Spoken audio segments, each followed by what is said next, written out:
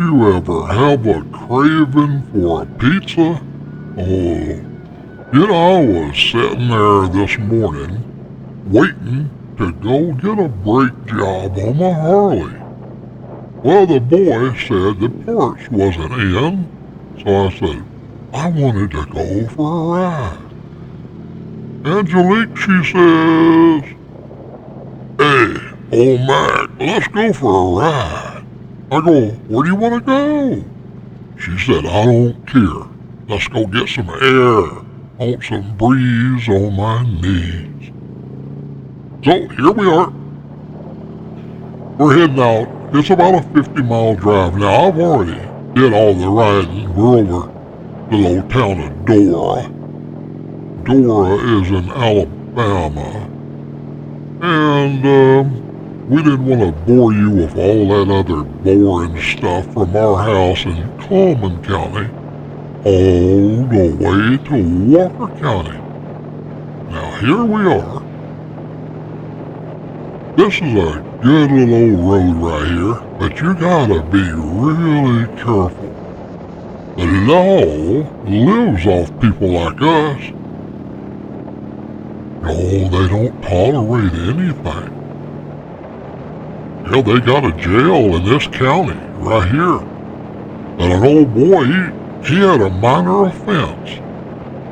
And he had a little bit of an attitude with the law when they got him up at the jail cell. So they said, this is on a Friday, they said, put him in the cooler. Well, in the cooler would be probably an area where nobody wouldn't have to listen to his ranting and raving. But in this case, the cooler was a real refrigerator. It's a big walk-in refrigerator. Well, they put the old boy in there Friday, and somebody said, hey, where's Billy Jack? Why, he's in the cooler. They go, well, hell, how long's he been in there? Hell, I don't know. Sometime last week they tossed his ass in there. You know, when they went over there and opened the door, he was kind of like an icicle. You know, he wasn't moving anymore.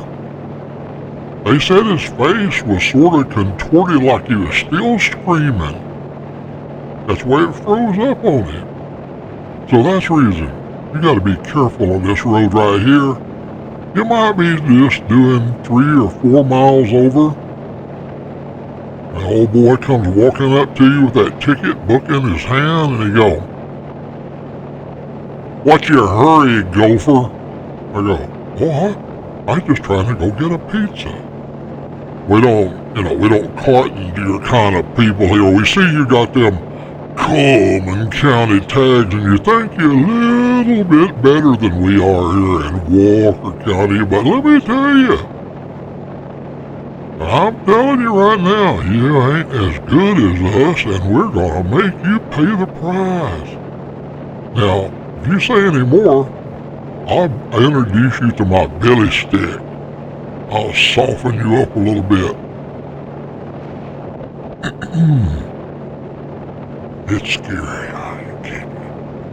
Well, anyhow, it was so nice that she said, let's go get a pizza. This little old town over here we're going to, it was a scary little place when I was a boy back in 1940s. We had relatives that lived over here. It was mostly all coal miners, and they all drank a lot, and they liked to fight. There's always fighting. That's just the way of life was for a coal miner. We was always so scared over here because we knew about Walker County. I mean, ever since we was little boys, we knew to try to avoid coming over here. And we're still alive today at almost 85 years old, and I've been here a lot of time. So you can successfully get in and out over here without meeting the billy stick or the refrigerator. The cooler, as they call it. You want to be an icicle? Just act up a little bit. They call it, when they use the billy stick on you, they call it jacking you up a little bit. Now some of the boys up in Jefferson County, they call it to soften up a person so they would talk a little nicer. It's just a method they have, you know. But being a coal miner, son of a coal miner, hell, we wasn't scared of nothing. But it makes me scared today to think about what could have happened.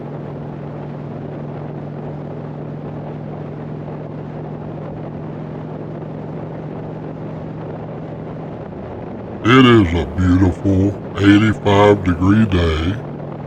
The sky is so blue. You stop for a minute and it does get hot. I should put some music on for you folks to be entertained. I got a few numbers I recorded last week we could have shoved in here, but I thought I would tell you a little bit about the history of this place. Now this is a old coal mining town. Goes back in the 1800s. And around the early 1900s, if you got sent to prison and your skin was dark, chances are they put you underground and you had to mine coal. And most of the time, when they took you down the shaft to where you was going to serve your time, you'd never seen daylight again after that. I've got a video that shows the inside of the coal mines. They took pictures and put them all together and made a video of what life was like inside the prison, several hundred feet or 1,000 feet or more underground. Well, life was hard back in the early 1900s. It didn't matter what kind of person you was, what religion, or nothing. You know, if you was poor, there was always a good chance you would end up in one of the jails, prisons. You had to kind of navigate with a high level of caution to be able to avoid ending up in prison. Because a lot of times the boys only got a year. You know, their sentence was only 1 year, but they'd end up doing 20 because they'd violate a rule while they was in there. And they never got out. I know it sounds dreadful, but hey, this is a real-life story told to you by an old man that has a long history of this area and has documentation of all the stuff I'm telling you about on video. It's a matter of history. You can, if they haven't removed it from the libraries yet, you can still find those pictures that tells you what life was like in the early 1900s in this area. It wasn't for the faint of heart. I mean, a woman had to be able to have like 10 kids and still go work out in the garden and raise her kids and do all that kind of stuff.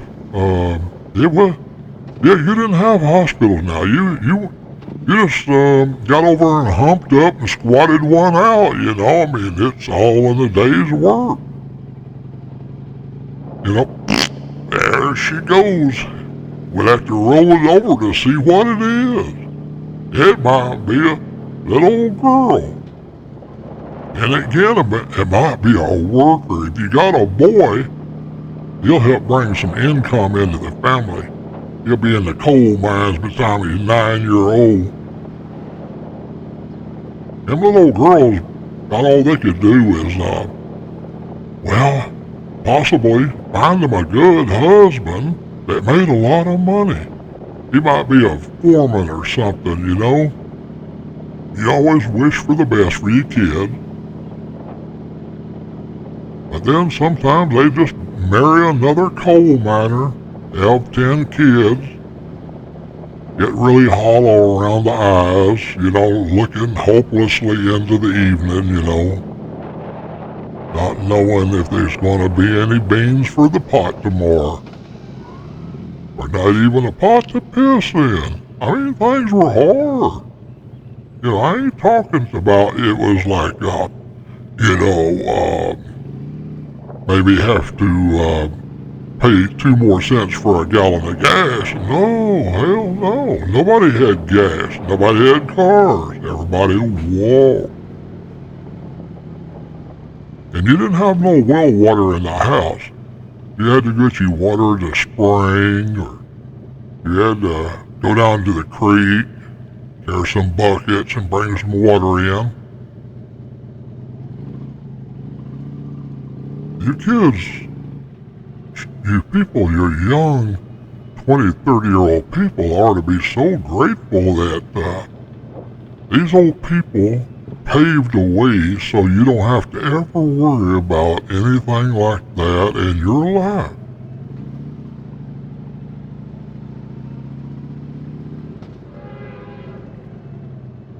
You see movies and stuff about these kind of places. They existed. You can't believe it's a modern town right here. Everything is new and modern. And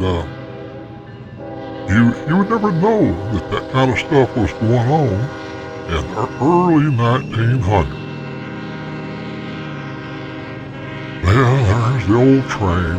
Hell, that thing's gonna be long too. Well, when I get up here to the road crossing, I'll cut the video. Hell, I won't quit talking, though. I'll just keep talking. But I'm gonna slice out about 10, 12 minutes of nothing but train going by. Yep. Yeah, let me see. Now, ain't no end in sight. Let me go ahead and pull up a little closer up here to this stop sign. Railroad crossing. I always usually try to stay a little bit back from the train track because they jumped the rail. Hell, this Harley wouldn't stand a chance. Alright, let's gouge it a little bit. Here we go. Yeah, we're going over to a world-famous pizza place. Now, this place could not have existed in the 1900s. But it's here now, and it's worth the 50-mile drive for me.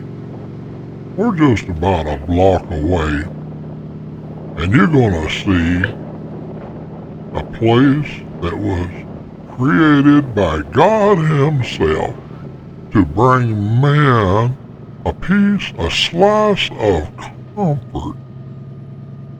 It is so good.